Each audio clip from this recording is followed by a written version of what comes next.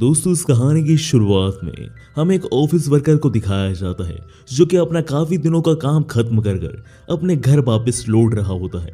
पर इसी दौरान उस ऑफिस वर्कर की बदकिस्मती से वो एक कार से जाकर टकरा जाता है, जिसकी वजह से उसकी ऑन द स्पॉट ही मृत्यु हो जाती है। उस वर्कर के मरते ही हमारी कहानी एक इसेकाई वर्ल्ड पर शिफ्ट हो जाती है, जहां पर हम एक जंगल का सीन देखते हैं, जहां पर एक छोटा सा बच्चा झाड़ियों में छुपकर जानवरों को शिकार करने की कोशिश कर रहा होता है, जहां पर वो अपने एक मैजिक स्पेल की मदद से पहली कोशिश में शिकार करने में कामयाब हो जाता है। शिकार करने के बाद वो लड़का अपना इंट्रोडक्शन देते हुए कहता है, मेरा नाम शिन है और मैं यहाँ पर अपने दादाजी के साथ इसी फॉरेस्ट में रहता हूँ। इस जगह पर ये लड़का ये भी बताता है कि वो असल में एक रीइंकार्नेटेड चाइल्ड है। वो आज से 7 साल पहले इस वर्ल्ड में रीइंकार्नेट हुआ था। यानी दोस्तों, एपिसोड की शुरुआत में हमने जिस वर्कर को मरते हुए देखा था, वो वर्कर फिर से रीइंकार्नेट हुआ है इस वर्ल्ड में। इन्हीं सारी बातों के बीच में हमारा सीन शिफ्ट हो जाता है और हम अगले सीन में देखते हैं कि हमारा एमसी अपने दादाजी से मैजिक स्पेल की ट्रेनिंग ले रहा होता है, जहां पर हमारे एमसी के दादाजी उसे फायरबॉल का मैजिक करना सिखा रहे होते हैं। हमारे एमसी यानी शिन पहली ही बार में फायरबॉल के मैजिक स्पेल को मास्टर कर लेता है और एक बहुत ही बड़ा फायरबॉल बनाने में कामयाब हो जाता है, जिसे देखकर शिन के दादाजी काफी ज्यादा खुश होते हैं। इन्हीं सब के बीच में वहां पर एक ओल्ड लेडी आ जाती है जो कि शिन के ऊपर काफी ज्यादा गुस्सा कर रही थी और कह रही थी कि तुम एक छोटे से बच्चे हो, तुम्हें अपना ध्यान रखना चाहिए शिन, और तुम्हें ऐसे खतरनाक मैजिक को इस्तेमाल नहीं करना चाहिए, इससे तुम्हें चोट भी लग सकती है। ये कितना खतरनाक है पता है तुम्हें? इन सारी बातों को सुनकर शिन कहता है, ये बिल्कुल खतरनाक नहीं था ग्रैंडमा मेलिडा, ये बहुत आसान था मेरे लिए करना। शिन की हरकतें और बातें सुनकर मेलिडा बहुत ही ज्यादा हैरान थी कि आखिर 7 साल का बच्चा जंगल में जाकर अकेले शिकार करता है और एस रैंक के मैजिक स्पेल को इतनी आसानी से इस्तेमाल करता है। ये ऐसा कैसे कर पा रहा है? मार्लेट की इसी हैरानी के बीच में हमारा सीन 2 साल आगे शिफ्ट हो जाता है, जहां पर हमारा एमसी शिन अब 10 साल का हो चुका है। जहां पर शिन और शिन के दादाजी एक डीमन को हंट करने के लिए निकले होते हैं। वहां पर वो एक डीमन को मारना चाहते हैं जो कि जंगलों में मासूम जानवरों को खा रहा है, और उस डीमन को ढूंढने के लिए शिन के दादाजी शिन को एक मैजिक स्पेल सिखाने लगते हैं, जिसकी मदद से वो किसी भी लिविंग क्रिएचर को ढूंढ या फिर महसूस कर सकता है उसके मैजिक माना की मदद से। इस जगह पर शिन के दादाजी कहते हैं कि इस मैजिक स्पेल को यूज करना थोड़ा मुश्किल है शिन, तो तुम संभल के रहना। इसके बाद शिन उस मैजिक स्पेल की मदद से उस डीमन को ढूंढने की कोशिश करने लगता है, और हमारा शिन इतने मुश्किल एस लेवल मैजिक स्पेल को भी एक ही बार में मास्टर कर लेता है, जिसे देख कर शिन के दादाजी भी हैरान हो जाते हैं। वो कहते हैं कि मुझे लगा तो था कि शिन ऐसा कर लेगा क्योंकि वो टैलेंटेड है, और पहली बार में कर लेगा ये तो मुझे भी नहीं लगा था। इस जगह पर शिन कुछ ही समय में अपने मैजिक स्पेल की मदद से उस डीमन को ढूंढ लेता है और उस डीमन की लोकेशन अपने दादाजी को बता देता है, जिसके बाद शिन और शिन के दादाजी बिना कोई देरी करे सीधा उस डीमन के पास पहुंच जाते हैं। वहां पर शिन पलक झपकते ही अपनी स्वाट को निकालता है और उस डीमन का सर धड़ से अलग कर देता है। शिन के इस पावर लेवल को शिन के दादाजी भी नोटिस कर लेते हैं। इसके बाद हम अगले सीन में देखते हैं कि शिन के दादाजी मार्लेन उस शिन के अंकल को ये बात बता देते हैं कि शिन का पावर लेवल थोड़ा सा एबनॉर्मल है और बाकी ऑर्डिनरी लोगों से काफी ज्यादा है, जिसमें मार्लेन कहती है, क्या शिन डीमन लॉर्ड का चाइल्ड है? इस जगह पर शिन के दादाजी कहते हैं, हाँ भले ही वो अनाथ है पर वो मेरा पोता है। यानी दोस्तों, शिन के दादाजी शिन को अपना पोता तो मानते हैं, पर वो असल में शिन के दादाजी नहीं है। यानी दोस्तों, इस जगह पर एक और मिस्ट्री है कि आखिर शिन के असली माता पिता कौन है। इसी मिस्ट्री के साथ हमारी कहानी 5 साल आगे बढ़ जाती है। 5 साल बाद हम देखते हैं कि शिन अब 15 साल का हो चुका है और वो इस समय अपना जन्मदिन मना रहा है।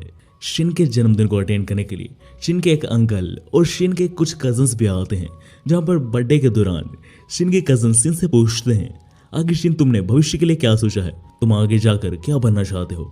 जिसपे शिन को कुछ समझ नहीं आ रहा था कि इस वर्ल्ड में किस टाइप की जॉब्स होंगी। शिन को ऐसे कंफ्यूज देखकर शिन की एक फीमेल कजन शिन से कहती है, क्यों ना तुम मेरी डीमन हंटर की पार्टी ज्वाइन कर लो। इसी बीच शिन का एक और कजन उस लड़की की बातें काटते हुए कहता है, क्यों ना तुम मेरे साथ मैजिक कैप्टन बन जाओ और मैजिक की पढ़ाई करो। इस जगह पर उन दोनों कजिन्स के बीच में लड़ाई होने लगती है कि आखिर उन दोनों में से शिन को अपने साथ कौन ले जाएगा। इस जगह पर शिन तो कंफ्यूज हो जाता है कि मैजिशियन बनना और डीमन को हंट करना इस वर्ल्ड में एक पर्टिकुलरली जॉब है। इसके बाद हम अगले सीन में देखते हैं कि शिन अपने दादाजी के कहने पर सारे लोगों को टेलीपोर्ट कर एक सुनसान जगह पर ले आता है। इस जगह पर शिन के दादाजी असल में सब लोगों को बताना चाहते हैं कि आखिर उन्होंने इतने 15 सालों में शिन को क्या क्या मैजिक स्पेल सिखाए हैं और शिन कितना पावरफुल बना है। पर उस जगह पर तो वो सारे लोग इसी बात से इंप्रेस हो जाते हैं कि एक छोटे से बच्चे ने एक ही मैजिक स्पेल की मदद से सारे लोगों को टेलीपोर्ट कर दिया।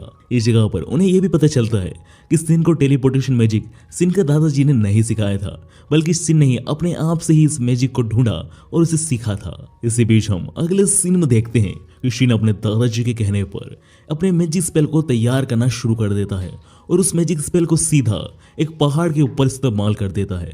वो पहाड़ बहुत बड़ा होता है पर शिन के एक ही हमले से वो चूर चूर हो जाता है। इतना ही नहीं, उस हमले की फोर्स की वजह से वो सारे जितने भी लोग वहां पर होते हैं वो सही से खड़े भी नहीं हो पा रहे थे। शिन के इस पावर लेवल को देखकर शिन की ग्रैंड माँ बहुत ही ज्यादा शॉक हो जाती है और इतना ही नहीं, बहुत ही ज्यादा गुस्से में भी आ जाती हैं। वो सीधा शिन के दादाजी के ऊपर चिल्लाने लगती हैं कि एक छोटे से बच्चे को इतना खतरनाक मैजिक सिखाने की क्या जरूरत थी। वो इस मैजिक स्पेल की मदद से आधा किंगडम भी तबाह कर सकता है। मार्लिन के डांटते हुए ही हमारा सीन शिफ्ट हो जाता है, जहां पर शिन के अंकल शिन को एडवाइस दे रहे होते हैं क्यों ना तुम मैजिक एकेडमी ज्वाइन कर लो किंगडम की। तुम्हें वहां पर काफी सारे नए बच्चे देखने को मिलेंगे और तुम काफी कुछ मैजिक के बारे में नया भी सीख सकते हो। मैजिक एकेडमी के बारे में सुनकर शिन के दादाजी शिन से पूछते हैं, क्या तुम मैजिक एकेडमी जाना चाहते हो शिन? जिस पर शिन कहता है, हाँ मैं जाना चाहता हूँ। इस जगह पर शिन इसलिए हाँ करता है क्योंकि उसने आज से पहले बाहर की दुनिया नहीं देखी थी और वो देखना चाहता था कि ये इज़िकाई वर्ल्ड कैसा है। शिन की एकेडमी में जाने की बात सुनकर शिन के अंकल कहते हैं, तो चलो ठीक है, मैं तुम्हारे रहने खाने और एकेडमी में एडमिशन के सारा इंतजाम कर दूंगा। यह सुनकर शिन पूछता है कि आखिर आप अकेले ये सब कैसे करेंगे? जिसमें शिन के अंकल शिन से कहते हैं, क्योंकि मैं उस किंगडम का किंग हूँ। इसी के साथ वो अपना पूरा नाम बताते हैं, डेंसन वॉन अर्शिट। यह सुनते से ही कि इतनी देर से वो जिनके साथ बैठा हुआ था असल में वो एक किंग है, शिन के तो होश ही उड़ जाते हैं। इसी के साथ शिन किंग से पूछता है कि अगर आप एक किंग हैं तो आप मेरे दादाजी को कैसे जानते हैं? शिन के सवाल पर किंग जवाब देते हैं कि उसके दादाजी और उसकी दादी अपने समय के काफी ही ज्यादा एक्सपीरियंस्ड और ग्रेट मैजिशियन रहे हैं। इवन उन्होंने एक बार किंग की भी जान एक इस लेवल के डीमन से बचाई थी। इवन कई सारे मैजिशियन तो उन्हें आज भी अपना इंस्पिरेशन मानते हैं। इसी के साथ शिन कहता है, मुझे ये तो पता था कि मेरे दादाजी काफी ज्यादा पावरफुल मैजिशियन हैं, पर मुझे ये नहीं पता था कि वो इस लेवल मैजिशियन हैं। इसी के साथ शिन किंग से कहता है, मुझे माफ कर देना माय लॉर्ड, मुझे नहीं पता है एक किंग के साथ कैसा बिहेव किया जाता है और कहीं मैंने अनजाने में आपके साथ मिसबिहेव तो नहीं किया ना। शिन की इस बात पर किंग हंसते हुए कहते हैं, हाँ ऐसा कुछ नहीं है, तुमने ऐसा कुछ भी मिसबिहेव नहीं किया है शिन। और वैसे शिन, तुम कुछ ही दिनों में मैजिक एकेडमी जाने वाले हो, तो तुम तैयार होना शिन मैजिक एकेडमी में जाने के लिए। किंग की इस बात पर शिन हाँ करता है कि हाँ वो मैजिक एकेडमी जाएगा। एंड गाइस, इसी सीन के साथ हमारी इस एनिमे का पहला एपिसोड यहीं पर खत्म हो जाता है। एपिसोड की शुरुआत में हम शिन को देखते हैं जो कि अपने ग्रैंडफादर और ग्रैंड मदर के साथ किंगडम की तरफ आगे बढ़ रहा होता है, क्योंकि शिन अब किंगडम की मैजिक एकेडमी में एडमिशन लेने वाला है। और जैसे ही वो सब किंगडम के अंदर घुसने वाले होते हैं, वहां पर उन्हें कुछ सिपाही रोक लेते हैं। बट जैसे ही वो सिपाही शिन के ग्रैंडफादर और ग्रैंड मदर को देखते हैं, वो बिल्कुल ही हैरान हो जाते हैं और वो हैरानी में कहता है, क्या वाइस मैन किंगडम में आ चुके हैं? और वाइस मैन की आने की खबर पूरे किंगडम में हवा की तरह फैल जाती है। इसी के साथ हमारा सीन एक बहुत ही बड़े घर पर शिफ्ट होता है, जहां पर हमें पता चलता है कि इस बड़े से घर के असली मालिक शिन के ग्रैंडफादर और ग्रैंड मदर ही हैं। और वहां पर उस घर में कई सारे नौकर शिन के ग्रैंडफादर और मदर के स्वागत में खड़े होते हैं, जिन नौकर को देखकर शिन की ग्रैंड मदर कहती है, हाँ यही तो कारण था जिसकी वजह से हम यहाँ नहीं रहते थे, ये बहुत ज्यादा ओवर रिएक्ट करते हैं। इसी दौरान शिन के ग्रैंडफादर शिन से कहते हैं, शिन तुम्हें किंगडम घूम कर आना चाहिए, तुम पहली बार इतने सारे लोगों को एक साथ देखने वाले हो, तुम इससे पहले कभी बाहर नहीं गए, तुम्हें किंगडम घूम कर आना चाहिए। शिन अपने ग्रैंडफादर की बात को सुन लेता है और वो बाहर किंगडम में घूमने निकल जाता है। इसके बाद हम देखते हैं कि शिन बाहर किंगडम में घूम ही रहा होता है कि इसी बीच उसकी नजर जाती है कि कुछ एडवेंचरर्स दो लड़कियों को परेशान कर रहे हैं। यह देखते ही शिन सीधा उन एडवेंचरर्स के पास चला जाता है और उनसे कहने लगता है कि आखिर तुम क्या कर रहे हो। जिस पे वो एडवेंचरर्स कहते हैं कि हम इन दोनों लड़कियों की मदद कर रहे हैं। इस जगह पर शिन कहता है मुझे पता है तुम इन दोनों लड़कियों को परेशान कर रहे हो। इस जगह पर वो एडवेंचरर्स गुस्सा हो जाते हैं और वो चाकू तक निकाल लेते हैं शिन के ऊपर हमला करने के लिए। पर शिन अपने सिर्फ एक ही पंच में उन एडवेंचरर्स के एक आदमी को ढेर कर देता है, जिसे देखकर बाकी एडवेंचरर्स तो वहां से भाग जाते हैं। उन एडवेंचरर्स के भागने के बाद उन दोनों लड़की में से एक लड़की शिन से आकर पूछती है क्या तुम ठीक हो। जिस पर शिन कहता है हाँ मैं बिल्कुल ठीक हूँ। इस जगह पर शिन से वो लड़की यह भी कहती है कि उन एडवेंचरर्स के पास चाकू भी था, वो तुम्हें जान से भी मार सकते थे। इस जगह पर शिन कहता है कि हाँ पर उनसे चलाते नहीं आता था, ये शायद मेरा लक होगा। इस जगह पर शिन की नजर उन दोनों लड़की में से दूसरी लड़की पर जाती है जिसके बाल ब्लू होते हैं, जिसे देखकर शिन पिघल जाता है। और इसी के साथ हमारा सीन शिफ्ट हो जाता है जहां हम देखते हैं कि शिन की मदद के बदले वो दोनों लड़कियां शिन को ट्रीट दे रही होती हैं कॉफी की। और वहीं पर हमें पता चलता है उन दोनों लड़कियों का नाम, जहां पर ब्लू बाल वाली लड़की का नाम शिशिलिया होता है और रेड बाल वाली लड़की का नाम मरिया होता है। ट्रीट के दौरान ही हम देख पा रहे होते हैं कि शिशिलिया शिन को देखकर काफी नर्वस होती है। ट्रीट खत्म होने के बाद शिन वहां से चला जाता है। शिन के जाने के बाद मल्या शिशिलिया से कहती है तुम शिन को देखकर इतनी चुप क्यों थी। पर इस जगह पर शिशिलिया माल्या के सवाल पर कोई जवाब नहीं देती। और इसी के साथ ही हमारा सीन शिफ्ट हो जाता है जहां पर हम देखते हैं कि शिन मैजिक एकेडमी में एंट्रेंस एग्जाम के लिए एग्जाम देने आया हुआ होता है। वहां पर सभी बच्चों से कहा जाता है कि आपके सामने जो डॉल है उसके ऊपर आपको मैजिक करके बताना है कि आपके मैजिक का लेवल क्या है। और फिर हम देखते हैं कि पहला प्रतियोगी एक लड़का आता है जो कि बहुत ही ज्यादा मैजिक कास्ट करने के बाद मैजिक कास्ट कर देता है। और हम क्या देखते हैं कि उस इतने बड़े मैजिक कास्ट से एक छोटी सी फायरबॉल बनी होती है। इतना ही नहीं, कई सारे प्रतियोगी आते रहते हैं, वो अपने कई सारे मैजिक दिखाते रहते हैं, पर उनके मैजिक लेवल इतना कम होता है कि वो शिन के मैजिक लेवल के 1% में भी नहीं होते हैं। जिसे देखकर शिन काफी ज्यादा परेशान हो रहा था कि कहीं शिन के मैजिक लेवल को देखकर ये सब लोग उसे डीमन ना समझ ले। शिन इधर परेशान हो ही रहा होता है कि इसी बीच शिन की बारी आ जाती है। इस जगह पर शिन सोचता है कूल, मैं बहुत ही कम मैजिक लेवल को इस्तेमाल करूंगा। और यह सोचकर शिन अपने मैजिक को कास्ट करता है और उस डॉल के ऊपर हमला कर देता है। शिन बहुत कोशिश करता है कि वो अपने मैजिक लेवल को जितना ज्यादा हो सके कम करे, पर शिन के उतने ही मैजिक से वहां पर धमाका हो जाता है, जिसे देखकर स्टूडेंट के साथ साथ टीचर की भी हालत खराब हो जाती है। और इसी धमाके के सीन के साथ ही हमारा सीन शिफ्ट हो जाता है जहां पर हम देखते हैं कि शिन को ना चाहते हुए भी एक स्पीच देनी पड़ रही होती है क्योंकि उसने एंट्रेंस एग्जाम में टॉप किया होता है। इस जगह पर शिन के पावर लेवल को देखकर कहीं ना कहीं मारिया समझ जाती है कि कहीं यही तो वाइसमैन का ग्रैंड चाइल्ड नहीं है जिसके बारे में अफवाहें उड़ी हुई हैं। सीन की स्पीच खत्म होने के बाद हमें एक क्लासरूम का सीन दिखाया जाता है जिसमें सिर्फ एस लेवल के मैजिशियन स्टूडेंट होते हैं, जो क्लास सिर्फ एस लेवल मैजिशियन के लिए ही होती है। इसी दौरान वहां पर हम मारियाना को भी देखते हैं, इसका मतलब वो भी काफी अच्छी मैजिशियन है। इसके बाद हम अगले सीन में देखते हैं कि मारियाना शिन को बता रही होती है कि सिजिल को एकेडमी में एक लड़का परेशान कर रहा है जिसका नाम कट है। वो बार बार सिजिल के पास आकर उसका हाथ पकड़ता है। इन सब की इन्हीं बातों के बीच में वहां पर हम एक लड़के को देखते हैं जो कि बड़े ही गुस्से में सिजिल के पास आने लगता है और वो सिजिल के पास आकर उसका हाथ पकड़ने की कोशिश करता है। पर वो जैसे ही सिजिल के साथ बदसलूकी करने की कोशिश करने ही वाला था कि शिन उसे आकर रोक देता है। इसी जगह पर हमें पता चलता है कि यही लड़के का नाम कट है। शिन को सिजिल को बचाते हुए देखकर कट सिजिल से कहता है अभी तो ये लड़का बचा लेगा, पर याद रखना तुम्हारे पिता मेरे यहाँ ही काम करते हैं, मैं उनके साथ क्या करा सकता हूँ सोचना। इस जगह पर कट की धमकी सुनकर सिजिल बहुत ही ज्यादा घबरा जाती है। कट की ये सारी धमकियों को पीछे खड़ा हुआ एक लड़का भी सुन रहा होता है और वो सीधा आकर कट से कहता है कट, ये एक एकेडमी है, यहाँ पर कोई छोटा बड़ा नहीं है, और अगर तुम्हें अपनी पावर दिखानी है तो याद रखना मैं यहाँ का प्रिंस हूँ। अगर मैंने अपने पिता की पावर दिखा दी तो तुम समझ जाओ। कट प्रिंस की बात सुनते से घबरा जाता है और वहां से चला जाता है। इस जगह पर शिन अगस्ता को शुक्रिया अदा करता है। इस जगह पर अगस्ता शिन को बहुत अच्छे तरीके से जानता था, क्योंकि अगस्ता के डैड ने ही तो शिन को एकेडमी का आइडिया दिया था और अगस्ता को शिन के बारे में काफी सारी चीजें उसके डैड ने बता रखी थी। इस जगह पर किंगडम के प्रिंस को भी शिन से बात करता हुआ देखकर मारियाना को कंफर्म हो ही जाता है कि शिन ही असल में वाइस मैन का ग्रैंड चाइल्ड है।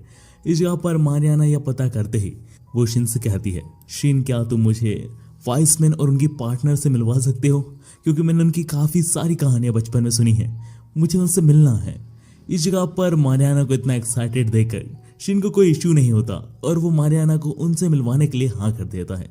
शिन के यहाँ कहते ही वहां पर दो और लड़के प्रकट हो जाते हैं और उन दोनों लड़कों का नाम होता है जूलियस और थोर, और वो दोनों भी वाइस मैन और उनकी पार्टनर से मिलना चाहते हैं। इन दोनों लड़कों को दिखाते हुए ही हमारा सीन शिफ्ट हो जाता है, जहां पर हम देखते हैं कि शिन उन सबको अपने घर पर ले आता है और सीधा बिना कोई देरी करे उस सबको ही अपने ग्रैंडफादर और ग्रैंड मदर से इंट्रोड्यूस कर देता है।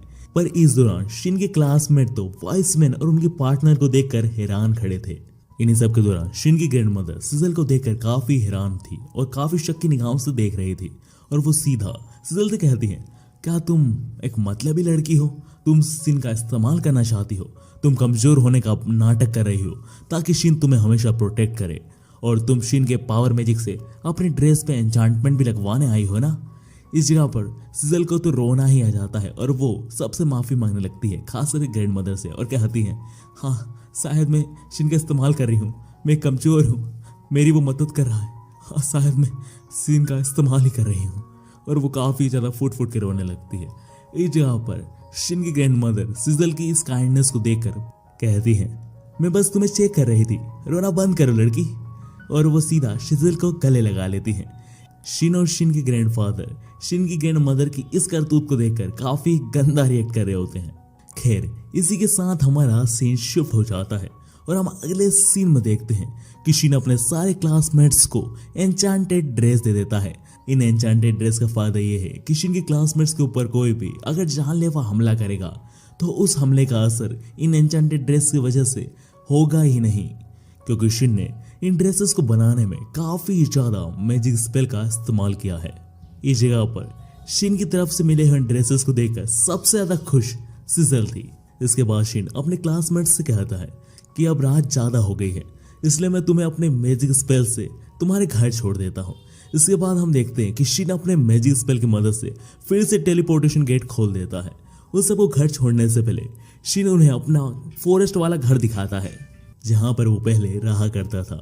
इस जगह पर तो शिन के क्लासमेट्स को यह समझ नहीं आ रहा था कि आखिर ये कौन सा मैजिक स्पेल है जो शिन ने अभी इस्तेमाल किया, क्योंकि ये मैजिक स्पेल तो इस क्लास से भी ऊपर का लग रहा था। उसने एक ही झटके में 7 लोगों को एक साथ टेलीपोर्ट कर दिया। इस जगह पर शिन उनका कंफ्यूजन दूर करने के लिए टेलीपोर्टेशन मैजिक के पीछे का लॉजिक समझा रहा होता है, पर उन्हें कुछ भी नहीं समझ में आ रहा था, खास करके मारियाना को। पर वो फिर शिन से कहते हैं कि उसे इतने खतरनाक मैजिक स्पेल को ऐसे खुले में इस्तेमाल नहीं करना चाहिए, जिस पर शिन कहता है कि ये बस एक टेलीपोर्टेशन मैजिक है, इससे किसी को कोई खतरा नहीं होगा। शिन के समझाने के बावजूद भी शिन के क्लासमेट्स को समझ नहीं आ रहा था कि आखिर शिन ने एक साथ इतने लोगों को टेलीपोर्ट कैसे किया, और वो बस शिन को ही देखे जा रहे थे। और शिन को दिखाते हुए ही एपिसोड नंबर 2 यहीं पर खत्म हो जाता है। एपिसोड 3 की शुरुआत होती है और हम देखते हैं कि शिन, सिजल और मारियाना अपने एकेडमी के पहले दिन के लिए एकेडमी जा रहे होते हैं, जहां पर शिन सिजल को बहुत ही अच्छे तरीके से प्रोटेक्ट कर रहा था, क्योंकि उसे ऐसा लगता है कि सिजल के ऊपर कोई खतरा आ सकता है। इस जगह पर शिन को ऐसे सिजल को प्रोटेक्ट करता हुआ देखकर मारियाना बिल्कुल ही इंटरेस्टेड नहीं थी, क्योंकि ये बिल्कुल निब्बा निब्बी वाली हरकतें कर रहे थे। इसके बाद हम अगले सीन में देखते हैं कि शिन, सिजल और मारियाना एकेडमी में आ जाते हैं, जहां पर अगस्त मारियाना और सिजल को शिन के साथ देखकर कहता है, अभी एकेडमी शुरू नहीं हुई शिन, और तुम अभी से लड़कियों के साथ घूम रहे हो, काफी नोटी हो यार तुम। इस जगह पर शिन कहता है, हाँ ऐसा नहीं है। फिर उस पर अगस्त कहता है, कोई बात नहीं, अब तुम एडल्ट हो चुके हो। इस जगह पर शिन को तो कुछ समझ ही नहीं आया था कि तभी हमें एक और नई कैरेक्टर इंट्रोड्यूस होती है, जो कि फिसलती हुई शिन के पास आ रही थी, और वहां पर इस लड़की का नाम है alias corner. Alias corner sizzle से कहती है, कहीं मैं एकेडमी के पहले दिन लेट तो नहीं हो गई? जिस पर सिजल कहती है, नहीं तुम ज़्यादा लेट नहीं हो, पर तुम ऐसे क्यों आ रही हो? इनकी इन्हीं बातों के बीच में वहाँ पर टीचर आ जाते हैं और वो कहते हैं कि आज मैं तुम्हें कुछ बताने वाला हूँ। इसके बाद हमारा सीन शिफ्ट होता है जहाँ पर टीचर कह रहे होते हैं, सारे बच्चों को मैं बताना चाहूँगा कि अब आप सबको किसी न किसी स्ट्रीम में जाना होगा।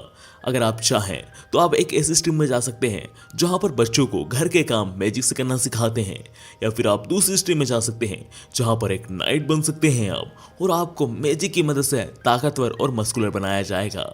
इस जगह पर कुछ बच्चे तो काफ़ी एक्साइटेड होते हैं किसी न किसी स्ट्रीम को ज्वाइन करने के लिए, पर इस जगह पर शिन को समझ नहीं आ रहा था कि आखिर वो कौन सी स्ट्रीम को चूज करे। इस जगह पर शिन को ऐसा परेशान होता हुआ देखकर अगस्त शिन को एक आइडिया देता है, क्यों ना शिन तुम खुद अपना एक ग्रुप बनाओ, तुम वैसे काफ़ी ज़्यादा ताकतवर हो, मुझे नहीं लगता तुम्हें किसी टीचर की ज़रूरत है सीखने के लिए, तो तुम क्यों ना एक ग्रुप बनाओ जहाँ पर तुम सारे बच्चों को न्यू न्यू मैजिक सिखाओ। इस जगह पर शिन तो हिचकिचा रहा था क्योंकि वो ये सब करने में बिल्कुल ही इंटरेस्टेड नहीं था, पर इस जगह पर इस आइडिया को सुनकर टीचर शिन से कहते हैं, हाँ ये काफ़ी अच्छा आइडिया है, तुम काफ़ी ज़्यादा टैलेंटेड हो शिन, तुमने टेस्ट में भी काफ़ी ज़्यादा लाजवाब प्रदर्शन किया था, तुम्हें अपना ग्रुप जरूर बनाना चाहिए और तुम्हारे ग्रुप का सुपरवाइजर मैं खुद बनूंगा। इस जगह पर बाकी बच्चे भी काफ़ी ज़्यादा इंटरेस्टेड हो जाते हैं कि खुद ग्रैंड चाइल्ड का सन उन्हें मैजिक सिखाने वाला है। इस जगह पर इन बच्चों की एक्साइटमेंट देखकर शिन को ना चाहते हुए फिर से उनकी ये बात भी माननी पड़ जाती है और वो अपना खुद का एक मैजिक क्लब बनाने के लिए तैयार हो जाता है। और इतना ही नहीं, शिन को तो उस मैजिक क्लब का नाम ही पसंद नहीं होता है क्योंकि उस मैजिक क्लब का नाम बहुत ज़्यादा लेम होता है, ultimate magic club powered by Shin. खैर इसी के साथ हमारा सीन शिफ्ट हो जाता है और हम अगले सीन में देखते हैं कि किंग को पता चलता है कि कोई किंगडम का ही आदमी इंसानों को डीमन बना रहा है, इसलिए वो अपने सोल्जर को ऑर्डर दे देता है कि जाओ और उस इंसान को ढूंढो जो ये कर रहा है। खैर इसी के साथ हमारा सीन शिफ्ट होता है और हम अगले सीन में देखते हैं कि कर्ट के फादर को ये बात पता चल जाती है कि कर्ट स्कूल में छोटी कास्ट वाले बच्चों के साथ बदतमीजी कर रहा है, इसलिए उसके पापा उसको समझाते हैं कि स्कूल एक ऐसी जगह है जहाँ पर ये सब नहीं करना चाहिए, वहाँ पर सब इक्वल होते हैं। पर इस जगह पर कट पता नहीं क्यों बहुत ही ज़्यादा गुस्से में आ जाता है और वो अपने पिता से कहने लगता है, मैं उन छोटे लोगों से कभी बात नहीं करूँगा।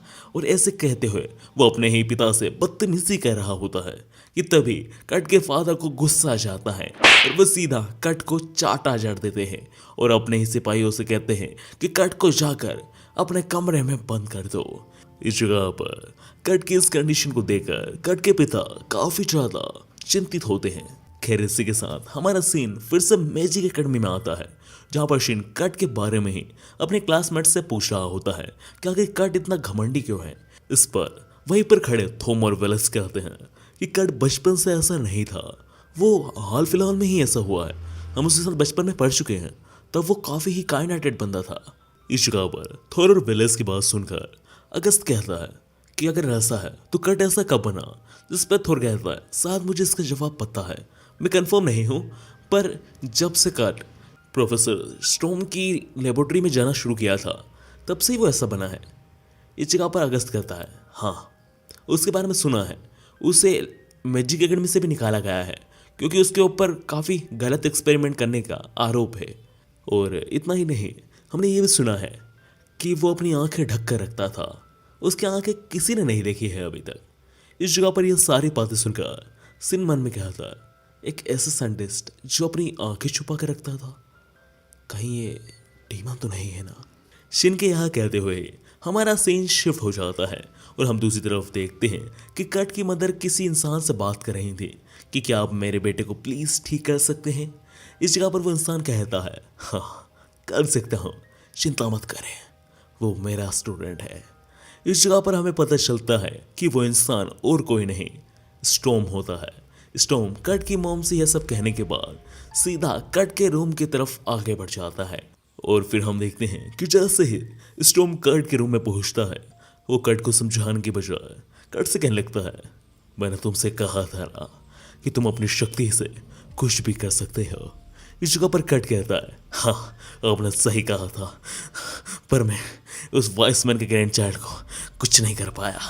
इस जगह पर स्टोम कट के ऊपर एक मैजिक स्पेल करता है जिससे कट की पावर और ज़्यादा बढ़ जाती है और यह करने के बाद कट के घर से जाने लगता है वो कट के घर से जाते हुए भी काफी ही ज्यादा क्रीपी सी स्माइल करता है। शिन। इसी बीच हमारा सीन फिर से एकेडमी पर जाता है, जहां पर शिन को अगस्त बता रहा होता है कि उसने सुना है कि कट को रूम में बंद कर दिया गया है। इसका मतलब अब उसे सिजल को प्रोटेक्ट करने की जरूरत नहीं है। यह सुनकर सिजल तो दुखी हो जाती है कि अब वो शिन के साथ ज्यादा समय नहीं बिता पाएगी। फिर इस जगह पर शिन कहता है कि भले मेरे सारे क्लासमेट्स अब कट से सुरक्षित हैं, पर तुम सब अभी भी डीमन सुरक्षित नहीं हो, क्योंकि किंगडम में आजकल काफी ज्यादा डीमन देखे जा रहे हैं। यह सुनकर कि शिन अभी भी सबको प्रोटेक्ट करेगा, सिजिलिया के चेहरे पर तो एक अलग ही स्माइल आ जाती है। शिन की यह बात सुनकर कि उसे डीमन का अंदाजा लग जाता है। यह सुनकर थोर पूछता है कि क्या मतलब कि तुम डीमन को सेंस कर पा रहे हो। इस जगह पर शिन कहता है, हाँ, मैं डीमन को बचपन से सेंस कर पाता हूँ। उनके अंदर एक अलग ही ओरा होता है जिसे हम मैजिक स्पेल की मदद से पता कर सकते हैं। इस जगह पर तो थोर हैरान हो जाता है, क्योंकि उसको भी सर्चिंग मैजिक आता है, पर वो इतने अच्छे से इंसान और डीमन के बीच में भेद नहीं बता पाता। इस जगह पर थोर पूछता है कि तुम आखिरी बार डीमन से कब मिले थे, या फिर तुमने डीमन से लड़ाई कब करी थी। इस जगह पर शिन कहता है कि उसने मात्र 10 साल की उम्र में एक ग्रिजली डीमन को मारा था प्रैक्टिस के दौरान। इस जगह पर तो सारे बच्चे हैरान हो जाते हैं कि इस लड़के ने ग्रिजली डीमन को सिर्फ प्रैक्टिस के दौरान मारा है। इसी हैरानी के बीच हमारा सीन शिफ्ट होता है और हम अगले सीन में देखते हैं कि शीन अपने क्लास में जा रहा होता है कि इसी बीच उसे काफ़ी ही पावरफुल डीमन का ओरा महसूस होता है और वो सोचता है कि ये डीमन हमारी तरफ ही आगे बढ़ रहा है। इसी बीच हम दूसरी तरफ देखते हैं कि शिन का अंदाजा बिल्कुल सही था। असल में शिन जिस डीमन को महसूस कर रहा था वो और कोई नहीं कट होता है। कट के अंदर से काफ़ी ज़्यादा डिमोनिक ओरा निकल रहा था और वो इस जगह पर बिना कोई देरी करे सीधा अगस्त, मारियाना और सिजल पर एक बहुत ही बड़ा फायरबॉल से हमला कर देता है। पर सही समय पर शिन वहां पर आ जाता है और शिन ने काफ़ी बड़ी शील्ड बनाकर उन तीनों को प्रोटेक्ट कर लेता है। पर यह चीज़ कुछ देर के लिए ही थी, क्योंकि जैसे ही कट दोबारा फायरबॉल से हमला करता है शिन की भी शील्ड टूट जाती है। इवन शिन के हाथ काफ़ी बुरी तरीके से जल जाते हैं। इस जगह पर शिन के जले हुए हाथों को देखकर सिजल घबरा जाती है और वो उससे कहने लगती है, शिन तुम्हारे हाथ जल गए, तुम्हें अपने हाथों पे कुछ लगाना चाहिए वरना। इस जगह पर सिजल को घबराता हुआ देखकर शिन कहता है, तुम चिंता मत करो, मेरे कपड़ों पे और मेरे शरीर पर एन्चांटमेंट लगी है, मैं कुछ ही देर में हील हो जाऊंगा। इस जगह पर शिन को इस तरीके से देखकर कट को और भी ज्यादा गुस्सा आ जाता है। इवन वो पूरी तरीके से डीमन में बदलने लगता है। इस जगह पर शिन अगस्ता और बाकी सबसे कहता है कि तुम सब यहाँ से चले जाओ, मैं इस डीमन को अकेला संभाल लूंगा। इस जगह पर अगस्त कहता है, नहीं शिन, मैं तुम्हारा साथ दूंगा। पर इस जगह पर शिन गुस्से में कहता है, तुमने आज से पहले कभी डीमन से नहीं लड़ा है, इस जगह पर तुम्हारी जान को खतरा हो सकता है अगस्ता, तुम बस मेरी परेशानियां बढ़ाने वाले हो। इस जगह पर अगस्ता को बुरा लगता है कि वो शिन की बिल्कुल भी मदद नहीं कर पा रहा है, ऊपर से उसे इस हालत में अकेला छोड़ के जाना पड़ेगा। पर अगस्ता समझता है कि हाँ, इस जगह पर वो सब बस शिन की परेशानियां ही बढ़ाने वाले हैं, इसलिए वो उसकी बात मानकर मारियाना और सिजल को वहां से लेकर चला जाता है।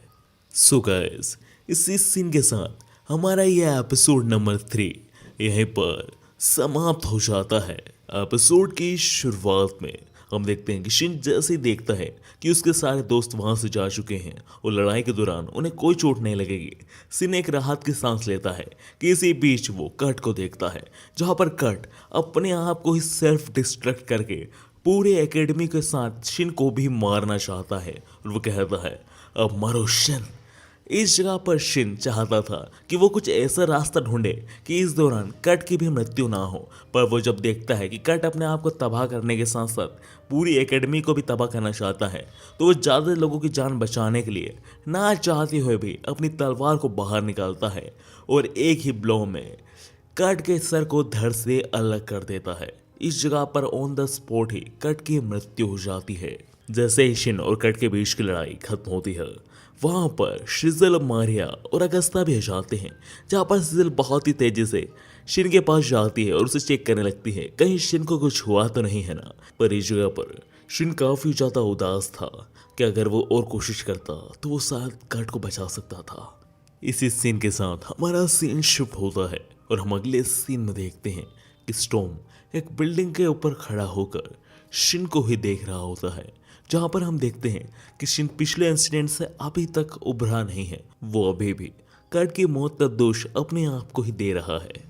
इसी के साथ हमारा सीन शिफ्ट होता है और हम अगले सीन में देखते हैं कि शिन को किंग ने बुलाया हुआ होता है, जहां पर शिन अपने सोल्जर से कहते हैं कि अभी सही समय है, अनाउंस कर दो।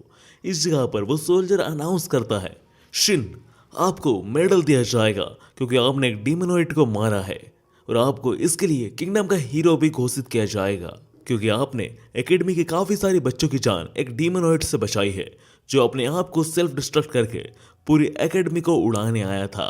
यह सुनकर कि शिन को एक मेडल मिलने वाला है, इस जगह पर शिन तो कुछ खास खुश नहीं लग रहा था, पर इस जगह पर शिन के ग्रैंडफादर ग्रैंड मदर थोड़े से गुस्सा हो जाते हैं और वो किंग से कहते हैं, तुमसे कहा था ना किंग कि तुम्हें शिन को पॉलिटिकल पार्टीज में यूज़ नहीं करना है और पॉलिटिकल इशू में नहीं यूज़ करना है, तुम उसका इस्तेमाल कर रहे हो। इस जगह पर किंग थोड़े से उदास होकर कहते हैं, नहीं नहीं वाइसमैन, मैं ऐसा नहीं करना चाहता हूँ। बस सब लोगों को पता चल चुका है कि शिन ने उस डीमोनॉइड को मारा है और वो सब चाहते हैं कि शिन को इज्जत मिले और शिन उनका हीरो बने। इस जगह पर मैं चाहता तो नहीं हूँ शिन ये सब करे, पर अगर शिन हीरो बनेगा तो लोगों के अंदर कॉन्फिडेंस आएगा और वो पीसफुली किंगडम में रह पाएंगे, वरना वो हमेशा दहशत में रहेंगे कि कोई भी डीमन आएगा और उन्हें मार देगा। इसलिए मैं चाहता हूँ कि मेरे किंगडम की पीसफुलनेस को बरकरार रखने के लिए सुसिन अगर इस किंगडम में रहेगा और इस मेडल को लेगा तो लोगों को ऐसा लगेगा कि शिन उन्हें प्रोटेक्ट करता रहेगा। सो प्लीज़ वाइसमैन, शिन को ये मेडल लेने दो और उसे यहीं रहने दो।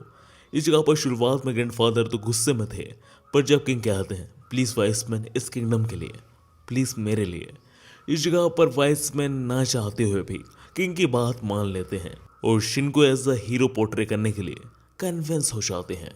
इसके बाद हम अगले सीन में देखते हैं कि शिन, मारिया और सिजल जब किंगडम में घूम रहे होते हैं, उसी दौरान कुछ लड़कियां शिन की तरफ अजीब निगाहों से देखती हैं और कहती हैं, ये तो वही है ना जिसने डिमोनॉइड को हराया था और हमारे किंगडम का हीरो।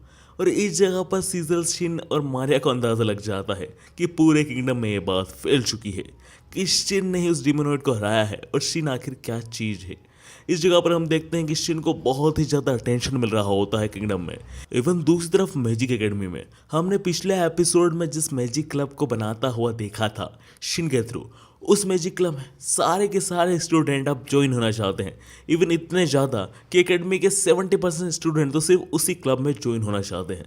इसलिए शिन के टीचर को तो बहुत ही ज़्यादा परेशानियाँ झेलनी पड़ रही थी। इसी बीच हम दूसरी तरफ देखते हैं जहाँ पर किंगडम के किंग अपने सोल्जर्स को ऑर्डर दे रहे होते हैं, सोल्जर्स इस चीज़ का पता करो कि आखिर कर्ट एक डीमोनॉइड बनने से पहले किन किन लोगों से मिला है और कर्ट के डीमोनॉइड बनने के पीछे किन किन लोगों का हाथ है, क्योंकि कर्ट अपने आप डीमोनॉइड नहीं बना है, उसे किसी ने बनाया है।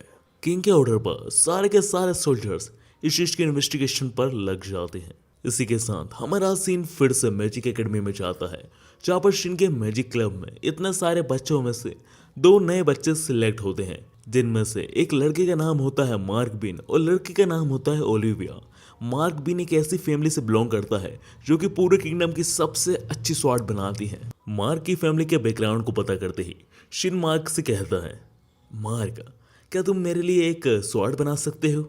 इस जगह पर मार्क शुरू में घबरा जाता है क्योंकि वो अपने आप को इतना कैपेबल नहीं समझता कि उसकी स्वॉर्ड डीमोनॉइड या फिर बड़े बड़े डीमन से लड़ने में शिन की मदद करेगी। इस जगह पर शिन मार्क को कॉन्फिडेंट करते हुए कहता है, तुम बना लोगे मार्क, तुम्हारे अंदर वो टैलेंट है।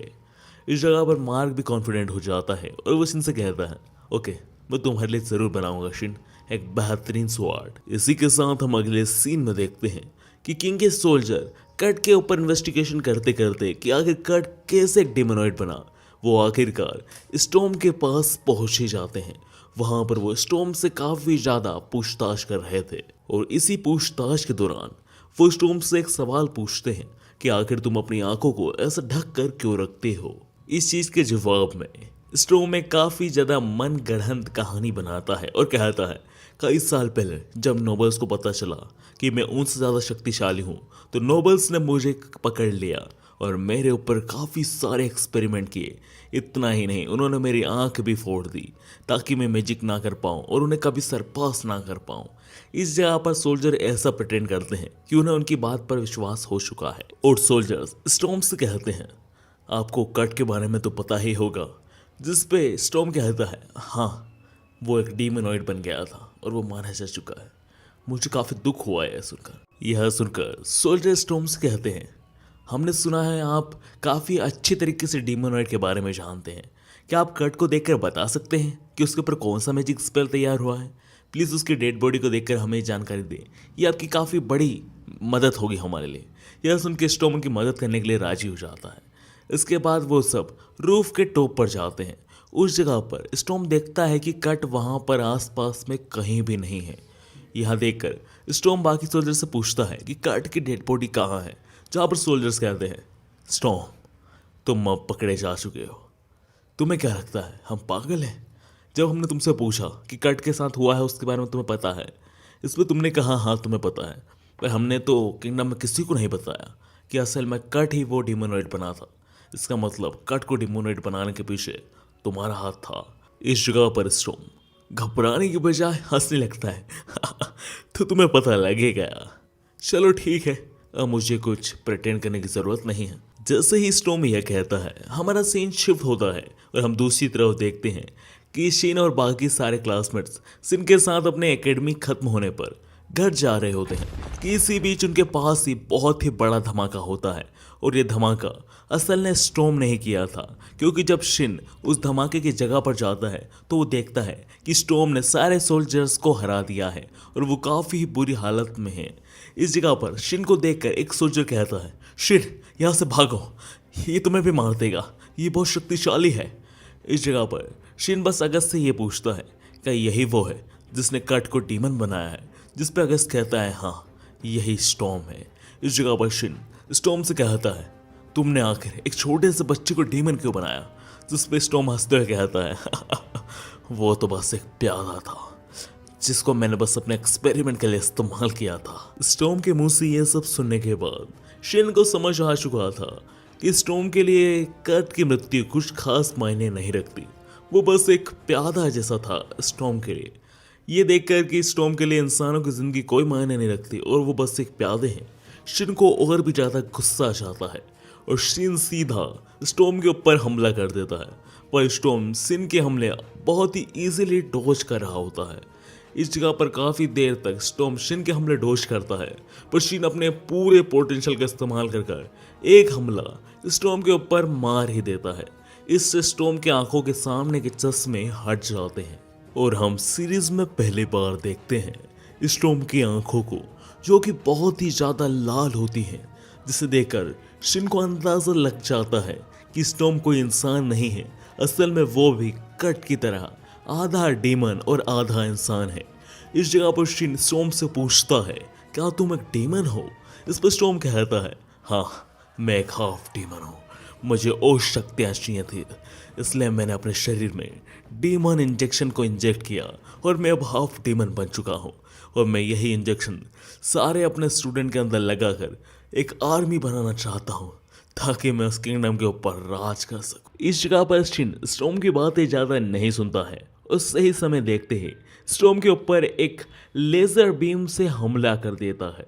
इस जगह पर हैरानी की बात यह थी कि उस एक ही हमले से स्टॉर्म वहाँ पर ख़त्म हो जाता है, जिसे देखकर शिन को भी कहीं ना कहीं थोड़ा शक होता है। पर वो जब स्टॉर्म को सेंस नहीं कर पाता है तो उसे ऐसा लगता है कि हाँ, सच में उसके उस हमले की वजह से स्टॉर्म वहाँ पर मर चुका है। स्टॉर्म का खात्मा करते ही शिन के पास कुछ सोल्जर्स आते हैं और शिन का धन्यवाद करते हैं कि उसने उनकी जान स्टॉर्म से बचा ली, वरना स्टॉर्म तो उन्हें जान से मारने वाला था। उस जगह पर वो सोल्जर शिन का बहुत ज़्यादा धन्यवाद कर रहे थे, पर उस जगह पर शिन का पूरा ध्यान बस स्टॉर्म पर ही चल रहा था। और हमें यही सीन दिखाते हुए हमारी इस एनिमे का एपिसोड नंबर 4 भी यहीं पर समाप्त हो जाता है। दोस्तों, वॉइसमैन ऑफ द ग्रैंड चाइल्ड के एपिसोड नंबर 5 की शुरुआत होती है और हम देखते हैं कि शिन अभी भी स्टॉर्म की मौत को लेकर काफी ज्यादा सोच रहा होता है और वो अगस्त से कहता है कि अभी भी स्टॉर्म मरा नहीं है। इस जगह पर अगस्त पूछता है, शिन ऐसा क्यों लगता है तुम्हें कि स्टॉर्म मरा नहीं है? अगस्त की इस बात पर शिन कहता है, क्योंकि अगस्त, अगर तुमने ध्यान दिया हो तो तुमने देखा होगा कि उस जगह पर काफ़ी ज़्यादा मैसिव डिस्ट्रक्शन हुई थी जहाँ पर स्टॉर्म का खात्मा हुआ था, पर मेरा अटैक तो सिर्फ स्टॉर्म पर टारगेट था और वो अटैक तो सिर्फ सन बीम ब्लास्ट कर रहा था। उससे इतना मैसिव डिस्ट्रक्शन हो ही नहीं सकता। इस जगह पर स्टॉर्म ने उस मैसिव डिस्ट्रक्शन को कर कर वहाँ से फरार हो गया ताकि हम सबको ऐसा लगे कि स्टॉर्म मर चुका है, पर स्टॉर्म अभी भी जिंदा है। इस बात को सुनकर अगस्त कहता है, हाँ सीन, तुम्हारी बात काफ़ी हद तक लॉजिक बना रही है। स्टॉर्म काफ़ी ताकतवर था, वो इतनी आसानी से तो नहीं मरने वाला था, पर इसका मतलब ये है कि तुम्हें हमेशा तैयार रहना चाहिए आने वाली परेशानियों के लिए। इस चीज पर शिन कहता है, हाँ अगस्त, तुम बिल्कुल सही कह रहे हो, पर इस जगह पर अब मुझे हथियारों की भी ज़रूरत पड़ेगी, क्योंकि पिछली बार स्टॉर्म से लड़ते समय मेरी तलवार उसके सामने बस एक सुई से ज़्यादा कुछ नहीं थी। यह बात सुनकर अगस्त कहता है, हाँ तुम्हें अब काफ़ी ताकतवर हथियारों की ज़रूरत पड़ेगी, और हाँ तुम्हें स्पॉन्सर की फिक्र करने की ज़रूरत नहीं है और पैसों की भी, क्योंकि अब तुम इस किंगडम के हीरो हो। सब लोग चाहेंगे कि तुम्हारे पास सबसे पावरफुल हथियार हो, इवन किंग खुद तुम्हारे पैसे दे देंगे तो तुम बेझिझक होकर सबसे ताकतवर हथियार बनाओ अपने लिए। शिन और अगस्त की यही बातें चल रही थी कि हम अगले सीन में देखते हैं कि शिन और अगस्त मार्क की शॉप पर आ जाते हैं, क्योंकि मार्क की ही फैमिली इस किंगडम की सबसे अच्छे हथियार बनाती है। और हम वहाँ पर देखते हैं कि मार्क की शॉप के पास ही शिन के सारे क्लासमेट्स भी होते हैं, और वहाँ पर मार्क के साथ ओलिविया भी होती है जो कि शिन के क्लब की न्यू मेंबर है। इस जगह पर मारिया और सिजल ओलिविया को लेकर कहीं चली जाती हैं, और फिर हम देखते हैं कि अगस्त और शिन मार्क की शॉप के अंदर जाते हैं। और जैसे ही शिन और अगस्त मार्क की शॉप के अंदर जाते हैं, उस जगह पर मार्क के डैड को कोई अंदाजा नहीं था कि अगस्त इस किंगडम का प्रिंस है और शिन और कोई नहीं, वाइस मैन का ग्रैंड चाइल्ड है। इसलिए अंदाजा ना होने की वजह से वो सीधा अगस्त पर चिल्ला देते हैं, हे बच्चे, तुम्हें समझ नहीं आ रहा है क्या? यहाँ पर हथियार बन रहे हैं, तुम्हें चोट लग सकती है, इसलिए यहाँ से निकल जाओ। इस जगह पर अगस्त जाने से पहले उन्हें बताता है कि मैं मार्क का दोस्त और अगस्त हूँ, मैं यहाँ पर कुछ काम से आया था। पर इस जगह पर जैसे ही मार्क के डेड को पता चलता है कि अगस्त और कोई नहीं, इस किंगडम का प्रिंस है, मार्क के डेड तो बौखला जाते हैं और प्रिंस से माफ़ी मांगने लगते हैं। इस जगह पर अगस्त दिल का साफ होता है और उसे उनकी बातों को बुरा नहीं लगा था, इसलिए वो उन्हें माफ़ कर देता है। इसके बाद अगस्त मार्क के डेड को सब कुछ समझा देता है कि वो यहाँ पर वाइसमैन के ग्रैंड चाइल्ड के लिए हथियार बनवाने के लिए आया है, और वो सब कुछ समझा देता है कि उसे किस टाइप की स्वाट चाहिए। सब कुछ समझाने के बाद और हथियारों का ऑर्डर देने के बाद शिन और अगस्त मार्क की शॉप से बाहर आ जाते हैं। इसके बाद हम अगले सीन में देखते हैं कि शिन सिजल से कहता है, मैं तुम्हें एसेसरी दिलाना चाहता हूँ। इस जगह पर सिजल तो बहुत ही ज़्यादा खुश हो जाती है कि उसे लाइफ का पहला गिफ्ट एक लड़के से मिल रहा है, और वो भी शिन से। यह सुन के वो खुश हो ही रही होती है कि इसी बीच शिन कहता है, शो तुम मेरे साथ शॉप में चलो और तुम्हें जो भी एसेसरी पसंद हो वो सिलेक्ट कर लेना, मैं तुम्हें दिला दूंगा और मैं उस पर एन्चांटमेंट कर दूंगा ताकि मैं तुम्हें सेफ रख सकूं। मैं तुम्हारे साथ ये एसेसरी धीरे धीरे करके सारे बच्चों को भी दे दूंगा ताकि वो भी सेफ रहे। यह सब सुन के तो बेचारी सिजल की पूरी एक्सपेक्टेशन ही धनाशाही हो जाती है। खैर अब इस जगह पर सिजल की आ कर सकती थी, इसलिए हम अगले सीन में देखते हैं कि सिजल सिन की बात मानकर सिन के साथ एसेसरी लेने चली जाती है। वहाँ पर शिन सिजल को एक रिंग दिलाता है। इस जगह पर फिर से सिजल अपनी खुद की ही फैंटेसी तैयार कर लेती है और वो शिन से कहती है, क्या तुम मुझे रिंग पहना सकते हो? इस जगह पर शिन को क्या प्रॉब्लम थी? शिन को तो कुछ वैसे समझ नहीं आता, तो वो तैयार हो जाता है और वह सिजल को रिंग पहना देता है। और इसी लम्हे के साथ हमारा सीन शिफ्ट हो जाता है और हम अगले सीन में देखते हैं कि शिन को बहुत ही ज़्यादा रिस्पेक्ट और होनर के साथ किंगडम के किंग अवार्ड देते हैं, क्योंकि शिन ने एकेडमी में काफ़ी सारे बच्चों की जान बचाई थी। और इसी जगह पर किंग वाइसमैन को दिया गया वादा को पूरा करने के लिए इस जगह पर डिक्लेयर करते हैं, मैं इस किंगडम का किंग सबके सामने डिक्लेयर करता हूँ कि शिन पूरी तरीके से इंडिपेंडेंट है। वो चाहे वो कर सकता है, उसे कोई भी फोर्स नहीं करेगा वॉर या फिर पॉलिटिकल इश्यूज में, या फिर वो अपनी पावर चाहे तो ही इस्तेमाल करे लोगों को बचाने के लिए, वरना उसका मन ना हो तो वो ये भी नहीं कर सकता है। ये उसको पूरी इंडिपेंडेंस दी जाती है कि वो किंगडम में जैसा रहना चाहता है वो वैसा रहे। उसके ऊपर कोई फोर्स नहीं है लोगों की जान बचाने के लिए और लोगों की मदद करने के लिए, क्योंकि यही वादा मैंने हमारे वाइसमैन से किया था जब मैं शिन को किंगडम में ला रहा था कि शिन एक इंडिपेंडेंट रहेगा। आई होप आप सब मेरी इस बात का पालन करें और शिन को किसी भी तरीके का प्रेशर ना दें उसकी मैजिक का इस्तेमाल किंगडम के हित के लिए करना या फिर अहित के लिए करने के लिए। धन्यवाद। किंग की इस स्पीच के साथ हमारा सीन शिफ्ट हो जाता है और हम अगले सीन में देखते हैं जब से शिन को किंग ने किंगडम का हीरो डिक्लेयर किया है और उसे सम्मानित किया है, तब से शिन शांति से एकेडमी भी नहीं जा सकता, क्योंकि कई सारे लोग उसका बाहर गेट से इंतजार कर रहे होते हैं। इसलिए शिन को अपने टेलीपोर्टेशन गेट की मदद से ही एकेडमी में जाना पड़ता है। पर जैसे ही शिन एकेडमी में एंटर होता है, शिन के मैजिक क्लब के जितने भी मेंबर होते हैं वो तो शिन के टेलीपोर्टेशन मैजिक को समझ नहीं पा रहे थे कि आखिर वो एक गेट की मदद से 3 लोगों को टेलीपोर्ट कैसे कर पा रहा है, क्योंकि काफ़ी अच्छा मैजिशियन भी सिर्फ अपने आप को टेलीपोर्ट कर पाता है और ये तो गेट के थ्रू काफ़ी लोगों को टेलीपोर्ट कर सकता है।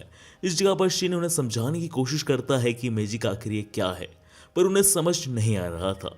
इसलिए हम अगले सीन में देखते हैं कि शिन अपने मैजिक क्लब में बच्चों को पढ़ा रहा होता है कि आखिर वो कैसे अपने मैजिक लेवल को बढ़ा सकते हैं। इस दौरान बच्चों को समझ नहीं आ रहा था कि आखिर मैजिक लेवल बढ़ाना क्या होता है। इसलिए शिन उनसे कहता है कि मैं तुम्हें अपने लेवल 1 की पावर दिखाता हूँ, फिर तुम्हें समझ में आएगा लेवल 1 क्या है और लेवल 99 प्लस क्या है। इसलिए शिन जैसे ही अपने लेवल 1 की एन्चांटमेंट स्टार्ट करता है, वहाँ पर तो उसके लेवल 1 की वजह से ही पूरा स्कूल दहशत में जाता है और बच्चों का तो दिल बाहर ही आ गया था। मतलब उन्हें तो समझ ही नहीं आ रहा था कि शिन के लेवल 1 में भी इतनी ज़्यादा पावर कैसे है। मानो उन्होंने तो होप ही खो दी थी कि वो कभी शिन की बराबरी कर पाएंगे। इसी बीच हम दूसरी तरफ स्टॉर्म को देखते हैं, जिसे देखकर हमें पता चलता है कि शिन ने जो सोचा था वो बिल्कुल सही था। स्टॉर्म अभी भी जिंदा है।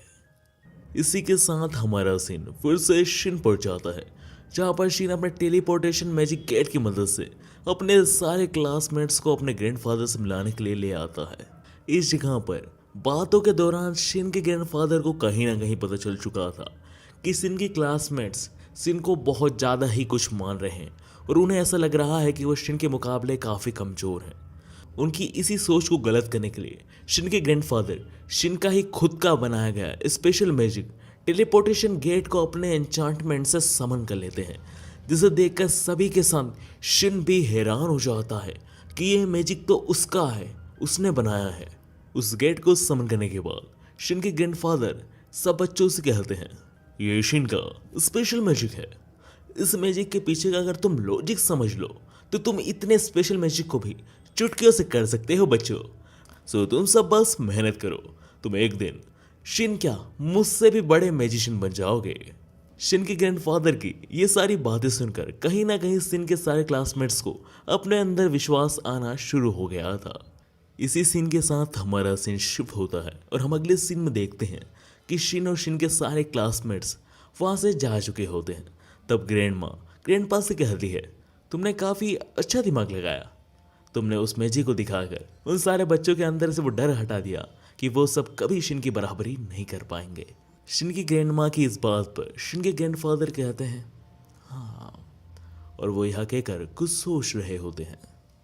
और इसी सीन के साथ हमारा सीन शिफ्ट होता है और हम अगले सीन में देखते हैं कि शिन और अगस्त शिन की बनाई गई स्वॉर्ड्स की डिलीवरी को लेने जाते हैं, जहाँ पर शिन को वो स्वॉर्ड काफ़ी पसंद आती है। उस स्वॉर्ड में एक फंक्शन होता है कि वो बटन दबाकर उस स्वॉर्ड की ब्लेड को निकालकर दूसरी ब्लेड लगा सकता है। ये सब टोनी का आइडिया था और टोनी वही लड़का है जो कि पिछले एपिसोड में शिन को वादा किया था कि वो शिन के लिए काफ़ी अच्छी आइडिया वाली स्वॉर्ड बनाएगा। इसी के साथ ही हम अगले सीन में देखते हैं कि जैसे ही शिन और अगस्त वेपन शॉप से बाहर आते हैं, अगस्त शिन से एक अजीब सा ही क्वेश्चन पूछता है। उस शिन से पूछता है, क्या मैं तुम्हारे स्वॉर्ड का आइडिया यूज़ कर सकता हूँ और भी ऐसी स्वॉर्ड बनवाने के लिए। इस जगह पर शिन पूछता है कि आखिर तुम्हें इतनी स्वॉर्ड की ज़रूरत क्यों पड़ रही है अगस्त। इस जगह पर अगस्त कहता है, शिन तुम्हें बताना चाहिए या फिर नहीं। असल में शिन, हमारे किंगडम में कुछ ही दिनों में पड़ोसी किंगडम हमला करने वाला है और हमारे किंगडम और पड़ोसी किंगडम के बीच में एक वॉर छिड़ने वाली है। वॉर का नाम सुनते से ही वहाँ पर सारे के सारे क्लासमेट्स हैरानी की नज़र से अगस्त की तरफ देखने लगते हैं। इस जगह पर अगर सभी बच्चों को एक और बात बताता है कि अगर किंगडम पर खतरा ज़्यादा बढ़ा और हमारे सिपाही ज़्यादा मरे तो इस किंगडम की जितनी भी एकेडमी है उसके स्टूडेंट्स को भी अपने देश के लिए लड़ने के लिए बॉर्डर पर जाना होगा, यानी हम सबको भी दोस्तों। इसी बीच अगस्त शिन से कहता है, पर तुम हमारे साथ आने की सोचना भी मत शिन। अगर तुम हमारे साथ आए और तुम्हें कुछ भी हुआ तो मेरे डैड का जो वादा था तुम्हारे ग्रैंडफादर से वो पूरी तरीके से टूट जाएगा। पर इस जगह पर शिन अगस्त की बात से गुस्से में आ जाता है और अगस्त से कहता है, क्या लगता है अगस्त, तुमने कहा और मैं मान लूंगा। याद रखना, अगर तुम्हारी जान पे कुछ भी खतरा आया तो मैं सारे प्रोमिसेस तोड़कर तुम्हारी जान बचाने के लिए ज़रूर आऊँगा, क्योंकि तुम सबको मैं अपना दोस्त मानता हूँ। शिन के इन्हीं शब्दों के साथ हमारा सीन शिफ्ट होता है और हम दूसरी तरफ देखते हैं कि किंग को हाल ही में अपने सोल्जर से एक खबर मिली है कि दूसरे किंगडम के लोग उन पर हमला करने के लिए बॉर्डर पर आ चुके हैं और वो कभी भी उनके किंगडम पर हमला कर सकते हैं। और इसी क्लाइमेक्स के साथ voice man of the grand child का एपिसोड नंबर 5 भी यहीं पर समाप्त हो जाता है।